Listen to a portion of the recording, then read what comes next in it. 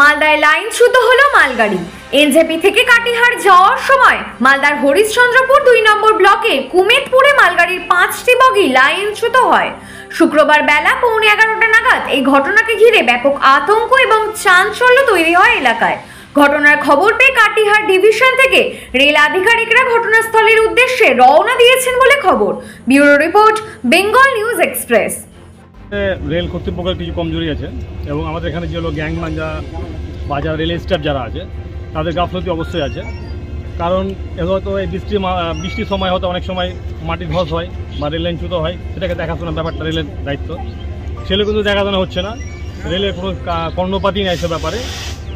বিশেষ করে কিছুদিন আগে বেশ জুলাই মাসে 4-5টা ঘটনা ঘটলো। আপনার শিলিগুড়িতে হলো একটা, বাকি আপনার বিভিন্ন জায়গায় হাওড়া এক্সপ্রেসে একটা ঘটনা ঘটলো, সেখানে অনেক মানুষ মারা গেল।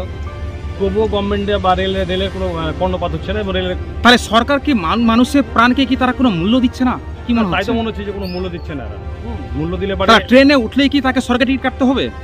অবশ্যই সরকার বিনা টিকিটে তো যাচ্ছে না কেউ। না, মানুষ ট্রেনের টিকিট কাটছে সফরের জন্য, কোনো দূরপাল্লা ট্রেনের জন্য, কিন্তু এখানে দেখা যাচ্ছে মানুষ ট্রেনে উঠলেই সে সরকার টিকিট কেটে নিচ্ছে, মানে সে মারা যাচ্ছে।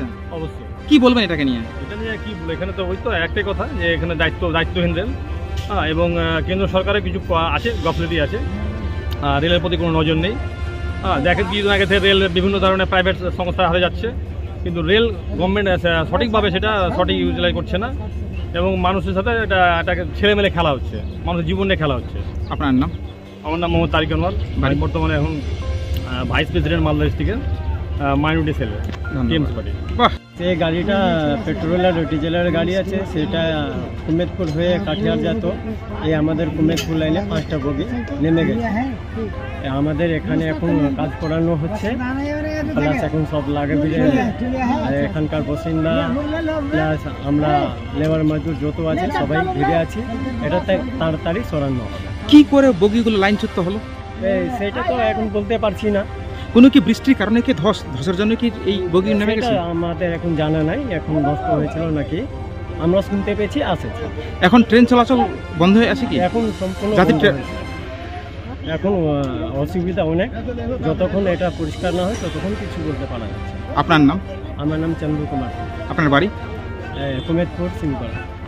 দেখলাম সকালে এসে দেখছি যে 4-5টা বগি মানে লাইনচ্যুত হয়ে গেছে এবং রাস্তায় আমাদের যে সড়কগুলো আছে ওগুলোতে অনেক যাত্রীবাহীগুলো মানে হেঁটে হেঁটে নিজের জায়গায় যাচ্ছে। অনেক মানে ক্লান্ত দেখছি তাদেরকে।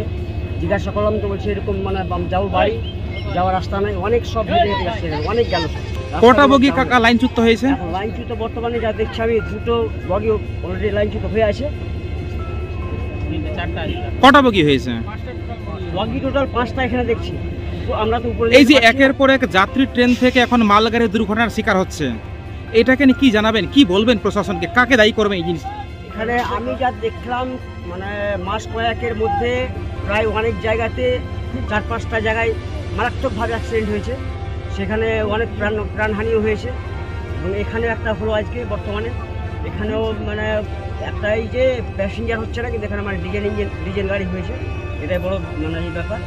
কিন্তু এখানে সরকার আগে যেগুলো হতো সকালে দেখতাম, রাত্রে দেখতাম ওই যে ট্রেনে আপনার এই যে লাল পোশাক করে মানে আপনার এইগুলো রেলগুলো নিয়ে ঘুরতো, সকাল সন্ধ্যা ঘুরতো, এখন ওগুলো আর দেখতে পাচ্ছি না। তো এখানে সরাসরি অভিযোগ উঠছে রেলের সুরক্ষার অভাবের জন্যই এই দুর্ঘটনা। হ্যাঁ, রেলের সুরক্ষার জন্য এই দুর্ঘটনা। যদি এটা যাত্রীবাহী ট্রেন থাকতো তাহলে হতাহত হতো? হ্যাঁ, অনেক হতো, তার সীমা ছিল না, প্রচুর হতো। আপনার নাম? ইকবাল হোসেন, বাড়ি? উত্তর তালগ্রাম।